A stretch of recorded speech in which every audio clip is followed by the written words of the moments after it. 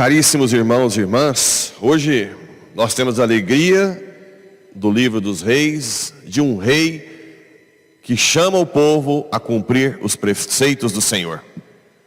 Uma autoridade civil que reconhece que amanhã as larvas vão comer e a alma prestará culto, contas a Deus. Por isso o rei rasga as suas vestes e entra em penitência quando o sumo sacerdote mostra o livro da lei que não estava sendo cumprido. Um rei que reconhece que porque é rei não deixa de ser um miserável pecador, criaturinha que não vale nada, e se coloca a serviço do Senhor.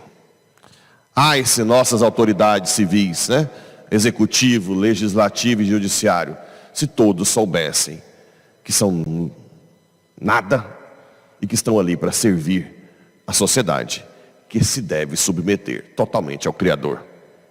Como seria diferente? Como o povo teria capacidade até de ser mais virtuoso, de buscar mais a santidade.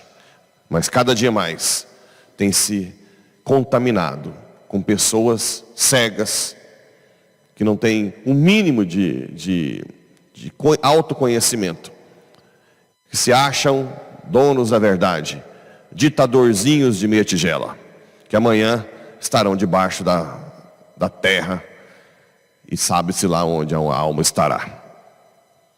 E depois no Evangelho nós temos essa advertência. Cuidado com os falsos profetas. Vocês os conhecerão pelos frutos. Se fosse o problema hoje só na autoridade civil, estava ótimo. Mas nós estamos vivendo uma crise nas autoridades eclesiásticas, Os falsos pastores de igrejas evangélicas, somente não, mas também da igreja católica. Tem gente que fala assim: padre, é pecado se ir seguir um padre? Olha, o que é seguir o padre?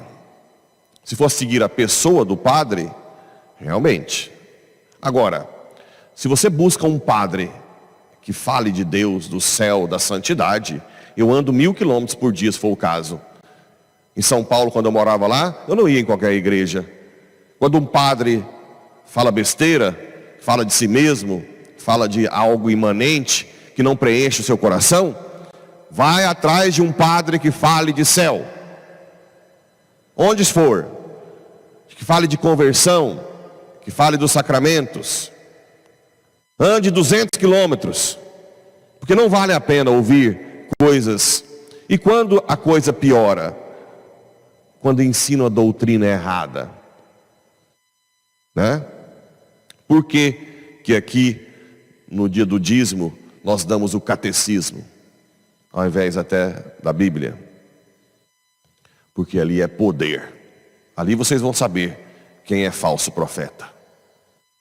Eu acho interessante é que muitas pessoas que não têm muito conhecimento doutrinários, quantas pessoas vieram até mim e disseram: eu fui no padre e ele liberou que eu usasse DIU, mas eu fiquei meio assim. Por que ficou meio assim? Porque é um absurdo, No fundo o Espírito Santo diz: olha, procura outro, minha filha. O padre me liberou isso. Como assim liberou o pecado? Eu não tenho essa autoridade. O que acontece muitas vezes que eu faço, como a sociedade está muito afastada de Deus, e às vezes o marido não quer que a mulher deixe de tomar pílula, ou não quer usar camisinha, ou então só vai se usar camisinha. O que a gente faz? Para não separar, tolera até que a pessoa tenha mais consciência, reze mais e convença o marido a mudar de ideia, para não ter separação. Mas não é que eu permito. Eu não tenho esse poder de permitir algo. Como é que mais que vai fazer você entender conhecer um falso profeta? Pelos frutos. O que é o interesse dele?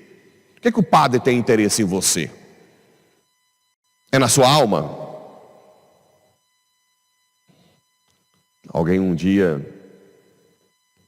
não lembro quem, também não vou falar, né? Me chamou para uma doação de alguma coisa. E aí, eu não toquei nesse assunto, eu fui. E quando eu estava indo embora, padre, eu disse, não, eu quero muito mais que essa doação. Eu quero a sua alma. Ficou assustado. Eu sou exigente. Eu quero a sua alma. Isso é o que a gente tem que buscar. Almas para Deus. Né? Almas para Deus. O padre sofre tentações? Sofre. O início nosso aqui na paróquia foi muito difícil financeiramente. Muito difícil. A tendência é que selecione amizadezinhas com pessoas com mais dinheiro. Eu hoje até tenho misericórdia. Antes eu era muito mais duro com alguns padres, né? Hoje eu entendo um pouco mais pela dificuldade que nós passamos. Mas não justifica que isso continue. O padre tem que, com o tempo, rezar e buscar conversão nesse aspecto. Tirar esse peso de querer, né, só a lã da ovelha, o leite da ovelha. Mas por outro lado, tem muita gente que nos acompanha hoje, eu vi também o lado negligente dos fiéis.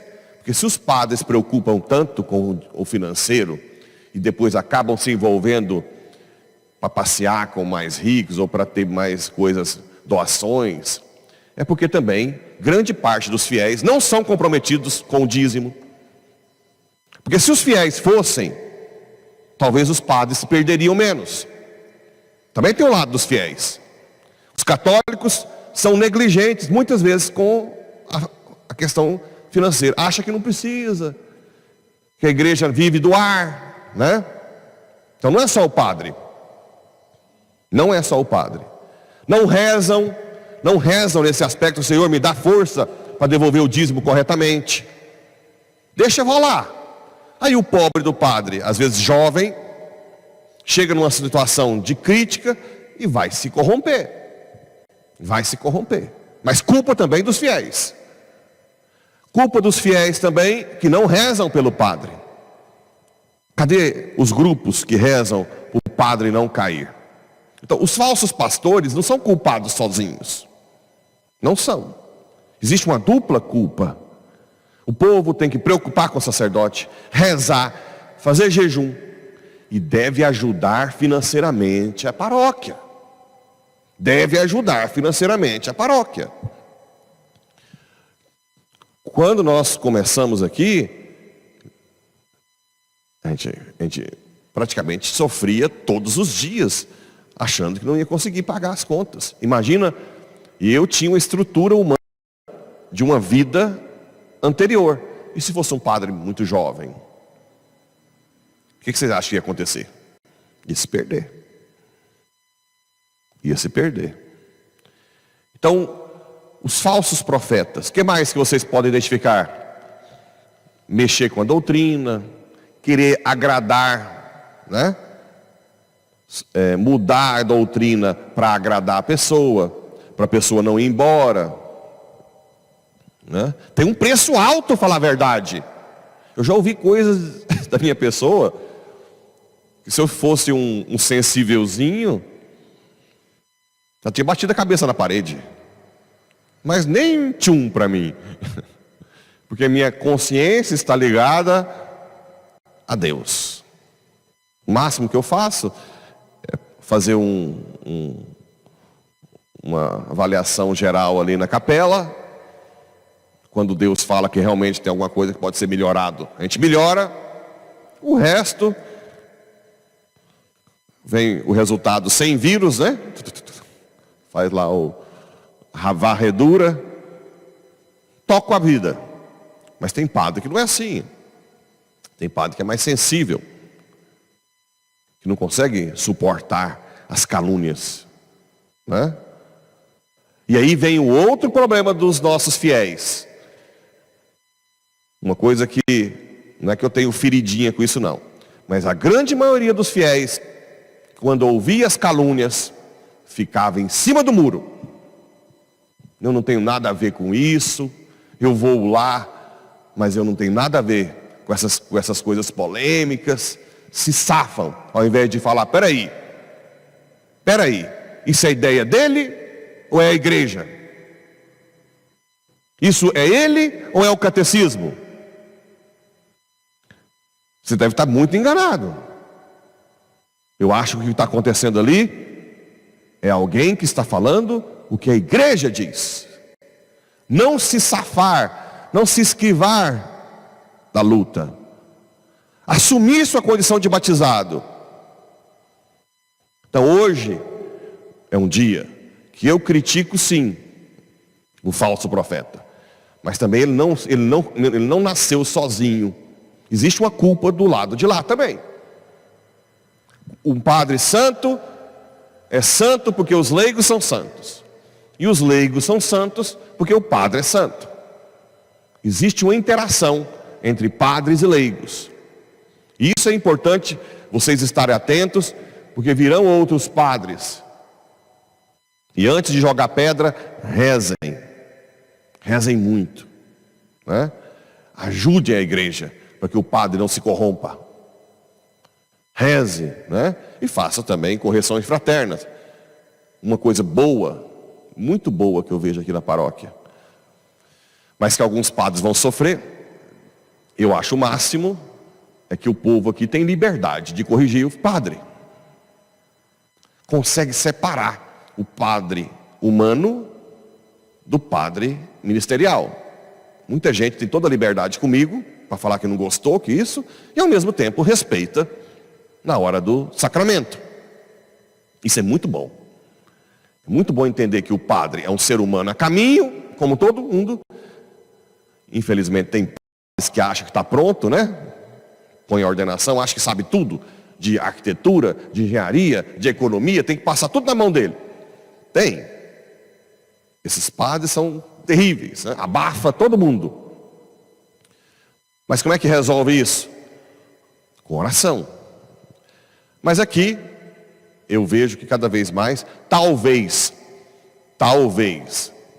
pelo maior conhecimento doutrinário, aqui eu vejo muito mais gente capaz de separar a fraqueza do humano do poder do ministério. Porque o poder é de Cristo, não é meu, né? O Pablo é um ser humano fraco a caminho, que tem que aprender, né? Os jovens então bate o tempo inteiro. Isso não, o senhor é assim. E ao mesmo tempo engraçado que os jovens fazem direção espiritual, confessam, respeitam a questão da parte sacramental do ministério. Meus irmãos e minhas irmãs, tem muitos falsos profetas, mas a culpa não é só deles. A culpa é nossa. Também minha de não rezar por outros padres, por mim, além de mim, né? Rezar. Rezar muito, para que tenhamos santos padres e santos leigos. O leigo se converteu, vai lá e faz um grupo de oração pelo padre. Vai lá e ajuda financeiramente a paróquia. Isso sim, diminui. Agora, infelizmente, vão ter pastores que são corrompidos de natureza, que não safados mesmo, né? Esses, eu peço que Deus os elimine o mais rápido possível. Mas existem pastores que se corrompem por medo, por fraqueza, por sensibilidade. E esses, quem vão ajudar, são os leigos. Então que Deus abençoe que essa paróquia tenha sempre pastores santos, comprometidos com a doutrina, que querem levar o povo para o céu e que administre bem. Mas para administrar bem, precisa de que tenha recursos. Se acontecer isso, essa, com certeza, será sempre uma paróquia frutuosa. Assim seja. Amém.